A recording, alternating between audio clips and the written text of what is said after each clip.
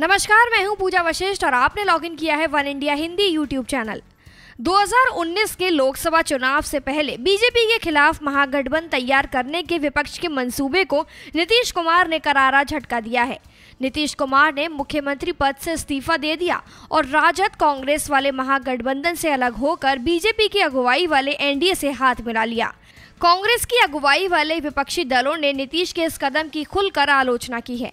उमर अब्दुल्ला ने नीतीश को रिश्ता मुबारक कहा है, तो सीपीआई के डी राजा ने कहा कि नीतीश को लेकर यह शक था और यह हो गया। अब चूंकि नीतीश नरेंद्र मोदी के साथ खड़े हैं, तो सवाल ये है कि विपक्षी दलों की सियासी एकजुटता कितनी मजबूत है, कहां खड़े हैं विपक्षी दल। महागठबंधन टूटने के बाद लालू और उनके परिवार के सामने सियासी संकट आ खड़ा हुआ है। ये परिवार अब सत्ता में हिस्सेदार नहीं है। करप्शन और बेनामी संपत्ति के मामले में जांच एजेंसियां इनके पीछे पड़ी हुई हैं। नीतीश के बीजेपी के साथ जाने से राष्ट्रीय स्तर पर नरेंद्र मोदी की अगुवाई वाली बीजेपी के खिलाफ महागठबंधन बनाने की विपक्ष की कोशिशों को करारा झटका लगा है। कांग्रेस बिहार में महागठबंधन का हिस्सा थी। कहा जाता था कि नीतीश के साथ राहुल गांधी और सोनिया गांधी के संबंध ठीक थे। लालू के साथ भी कांग्रेस की अपनी राजनीतिक साझेदारी रही है।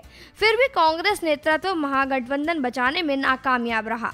हालांकि कांग्रेस के लिए नीतीश के मुकाबले लालू ज्यादा भरोसेमंद रहे हैं।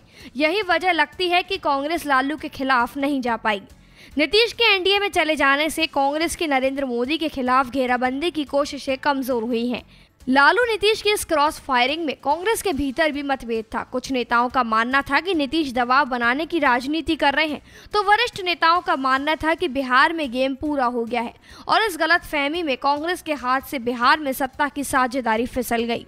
और इसी के साथ नीतीश कुमार ने विपक्ष के 2019 में तैयार किए गए मंसूबों को नाकाम कर दिया। फिलहाल इस खबर में इतना ही। देश, दुनिया और राजनीति से जुड़ी अन्य खबरों के लिए लॉगिन कीजिए one India Hindi YouTube channel.